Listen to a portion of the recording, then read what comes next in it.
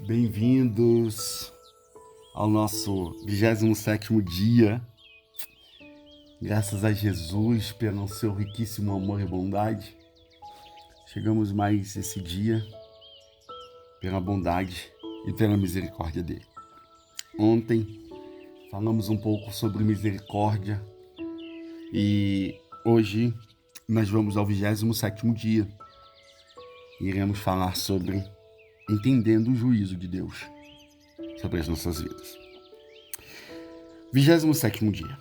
O talento de reagir às ações de outras pessoas com integridade e misericórdia e sem hipocrisia é uma das habilidades relacionais mais difíceis de desenvolver para qualquer um de nós.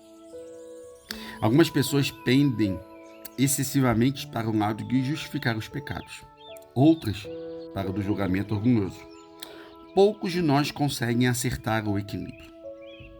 Uma das chaves para o fortalecimento dessa habilidade é crescer na nossa compreensão do juízo de Deus sobre toda a humanidade. Palavras sobre o juízo são difíceis para muitos de nós. Sabemos que Deus é um Deus de amor, graça e beleza. Algo se encolhe dentro de nós quando ouvimos as palavras como julgar e juízo associadas ao nome de Deus. Assim, naturalmente, tendemos a ignorar essas palavras e a focalizar palavras que transmitem mais carinho e aconchego. Há perguntas demais que enchem a mente quando pensamos em juízo. Quando tentamos entender todas as formas do juízo de Deus, certamente nos sentimos desconfortáveis e confusos.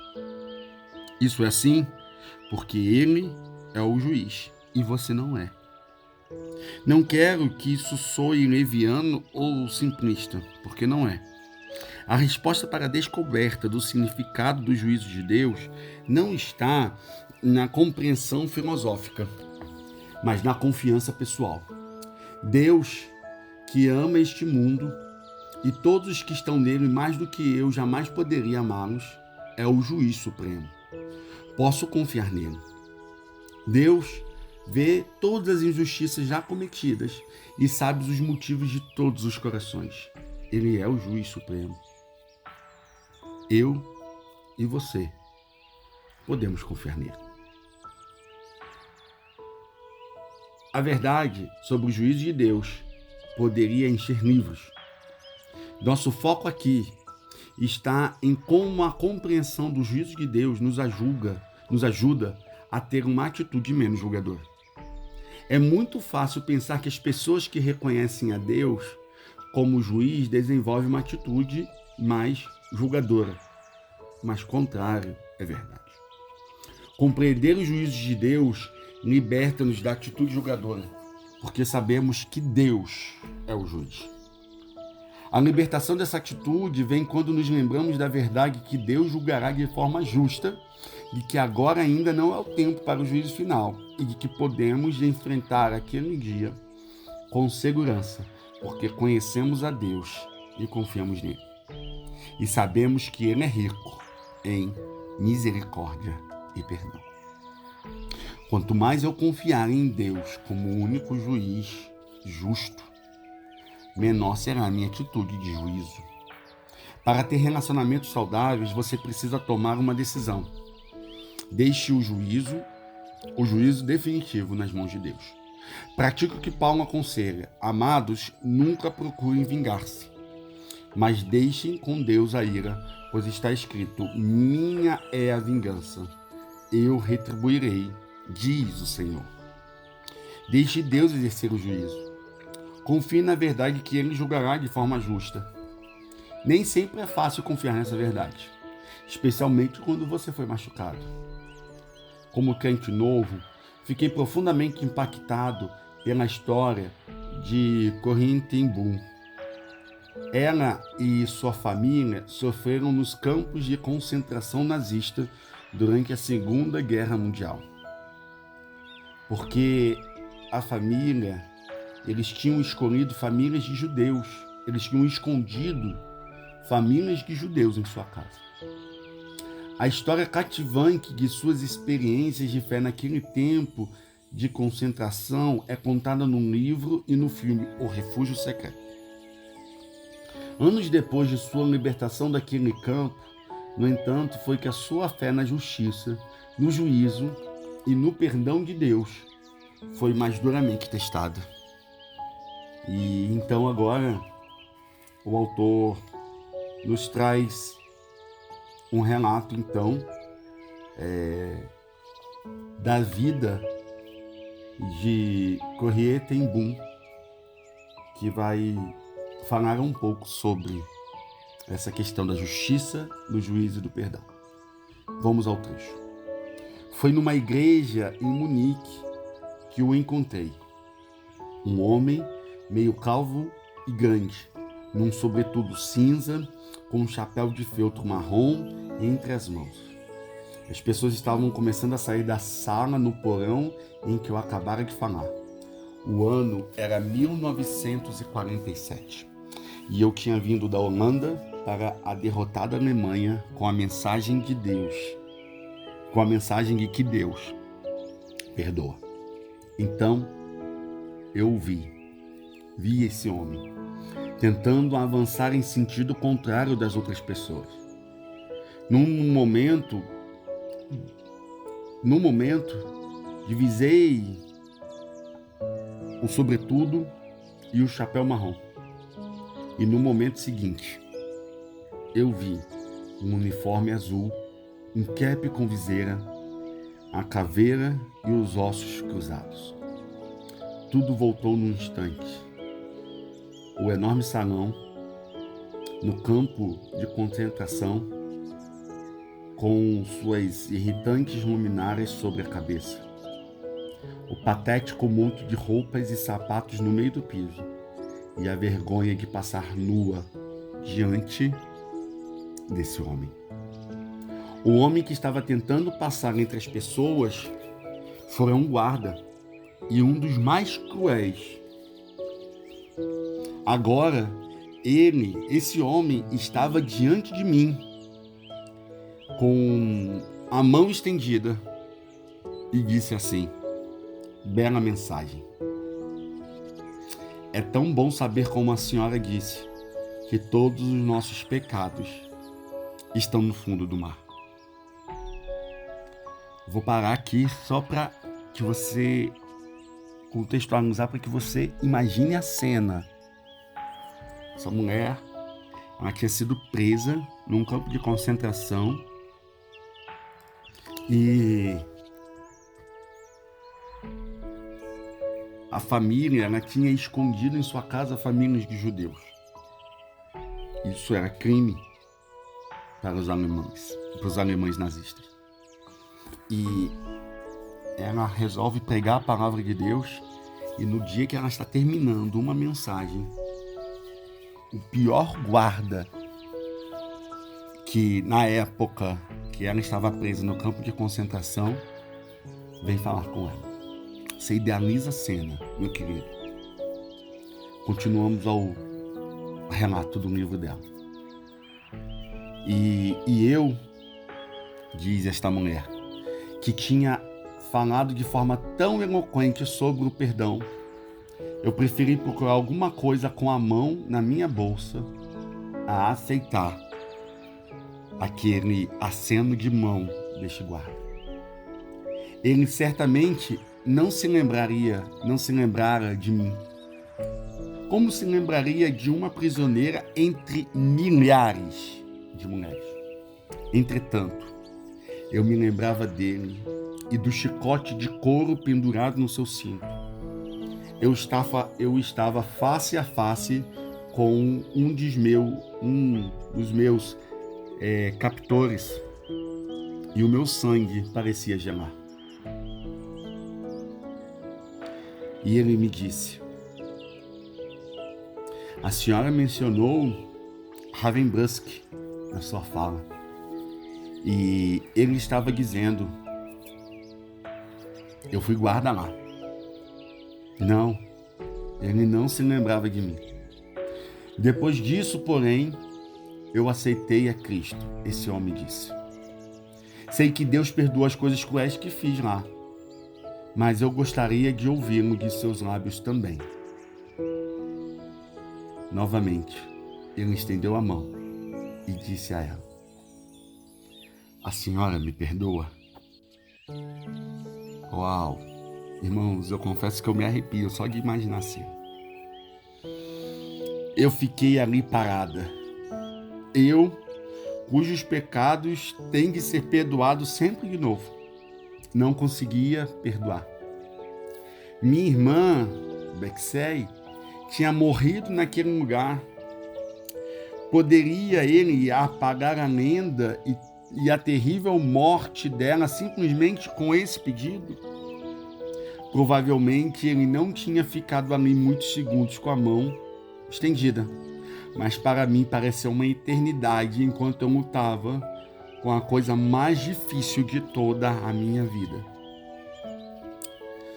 Pois eu sabia que tinha que fazer. Eu sabia. Eu sabia não somente por ser mandamento de Deus, mas da experiência diária. Desde o fim da guerra, eu coordenava uma casa na Holanda para vítimas da brutalidade nazista. Os que tinham conseguido perdoar seus antigos inimigos também conseguiam voltar para o mundo exterior e reconstruir a vida, independente das cicatrizes físicas. Os que continuavam nutrindo a sua amargura continuavam inválidos. Isso era tão simples quanto horrível. E ali estava eu parada, com a frieza oprimindo o meu coração. E de repente, eu entendi que, no entanto, o perdão não é um sentimento. E eu também já sabia disso. O perdão é um ato da vontade. E a vontade pode funcionar independente da temperatura do coração. E eu orei em silêncio e disse: Jesus, ajuda-me. Eu consigo estender a mão. É o máximo que eu posso fazer. Tu supre, Senhor, o sentimento. E assim, sem jeito, mecanicamente, estendi a minha mão em direção a dele. E quando fiz, uma coisa incrível aconteceu. A corrente começou no meu ombro, desceu como um raio pelo meu braço e saltou para as nossas mãos dadas. Então esse calor curador pareceu inundar todo o meu ser, marejando os meus olhos, e eu exclamei: eu perdoo, irmão. Eu te perdoo de todo o meu coração.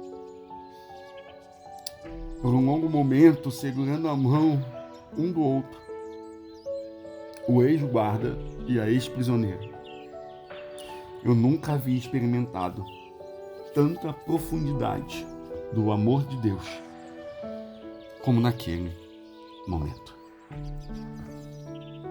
O ator continua depois desse relato fantástico e ele diz: uma das razões por que temos dificuldades para perdoar é que lá no fundo nem sempre estamos seguros de que Deus vai fazer um bom trabalho em julgar aqueles que nos machucaram. Talvez não tome nota de quão terrível realmente foi o pecado deles. Talvez eles sejam salvos e perdoados antes de serem castigados. Assim, decidimos cuidar disso nós mesmos e eles nos machucam e nós queremos a satisfação de vê-los julgados. Nossa atitude julgadora diminui de intensidade quando confiamos em Deus como o único juiz justo. A Bíblia diz que Deus é capaz de julgar nossos segredos e motivos mais escondidos. Romanos 12:16. Com frequência, não consigo ver os motivos interiores da minha vida. Assim, certamente não posso julgar os segredos e motivos interiores de outra pessoa. Deus pode. Podemos confiar o juízo às mãos dele. Quanto mais eu confiar que Deus acerta o tempo do juízo, menor será a minha atitude julgadora. A verdade é que Deus julgará no seu tempo me protege de cair na tentação de apressar o julgamento. 1 Coríntios 4:5 diz, portanto, não julguem nada antes da hora devida. Esperem até que o Senhor venha. Ele vai trazer à luz o que está oculto nas trevas e manifestará as intenções dos corações. Nessa ocasião, cada um receberá de Deus a sua aprovação. Jesus disse, mas todo aquele que me rejeita e despreza a minha mensagem será julgado no dia do juízo, pelas palavras que eu tenho falado. João 12:48. Relacionamentos saudáveis exigem que eu espere pelo juízo definitivo no tempo dele. Às vezes, agimos como se estivéssemos na segunda questão de um teste de 1000 questões e já queremos dar a nota. Talvez até já consigamos ver como nós e os outros estão se saindo, mas não podemos ainda dar a nota final. Certa vez, Jesus contou uma história de trigo e do joio crescendo juntos no campo. Os servos do proprietário do campo queriam saber se deveriam arrancar o joio. O proprietário responde, não, porque ao tirar o joio, vocês poderão arrancar com ele o trigo. Deixe que cresçam juntos até a colheita. Então, direi aos encarregados da colheita, juntem primeiro o joio e amarrem-nos em feixes para serem queimados. Depois junte o trigo e guarde-o no meu celeiro. Mateus 13, do 29 ao 30. Quando tentamos separar o trigo do joio, inevitavelmente cometemos erros e causamos dano. Deixe o juízo para o tempo de Deus. Você pode confiar que Ele vai elogiar a quem merece. Pode confiar que fará justiça também a quem merece. Certa vez, o ensaísta britânico Thomas Carlyle disse, homens tolos pensam que, porque o julgamento de um ato de maldade é adiado, não há justiça aqui, a não ser algo acidental. O julgamento por um ato de maldade, muitas das vezes, é adiado um dia ou dois, um século ou dois, mas é tão certo como a vida e é tão certo como a morte. Quanto maior for a minha confiança para enfrentar o dia do juízo, menor será a minha atitude julgadora. Algumas pessoas ficam desesperadas quando leem as palavras de Jesus em Mateus 16:27. Pois eu, o Filho do Homem, virei na glória do meu Pai e com os seus anjos e julgarei todos de acordo com seus atos. Ele julgará todos. Isso inclui a mim e a você. Se isso deixa você preocupado, então Romanos 12:16 o fará suar frio, que diz assim, não há dúvida alguma de que chegará o dia quando, por ordem divina, Jesus Cristo julgará a vida íntima de todos, seus pensamentos e seus motivos mais secretos.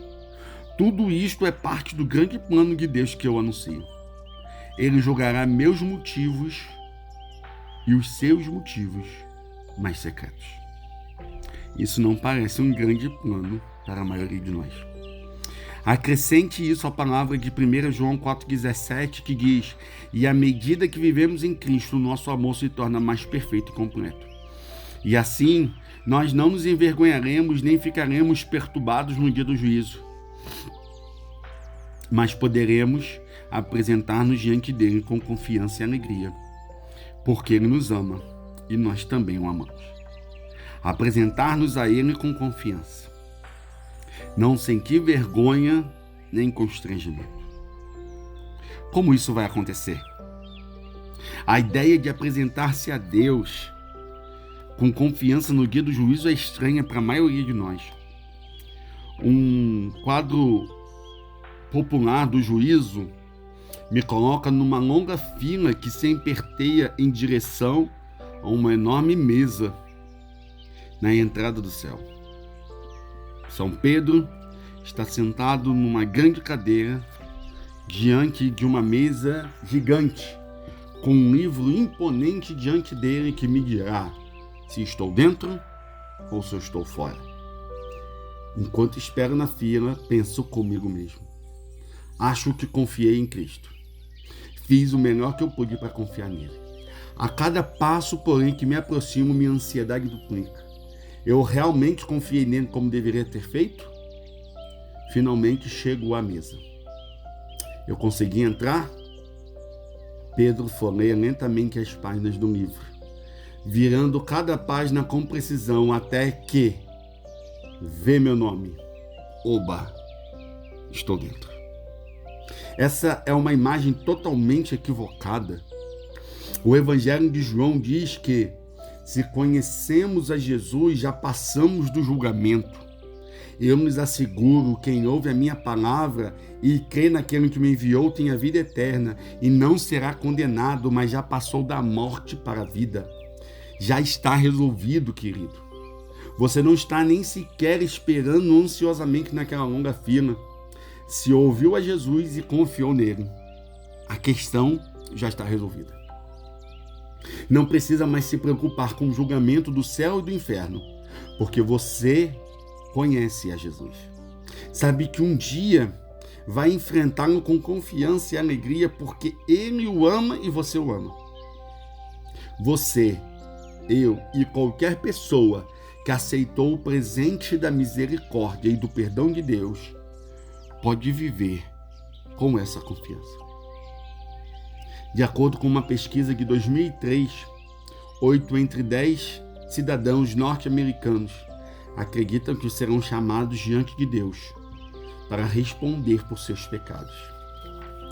E sabemos que Deus é o juiz supremo e não somos nós. Isso faz com que algumas pessoas continuem preocupadas lá no fundo. Um dia vou ter que enfrentar a Deus e Ele vai me pegar por tudo que fiz.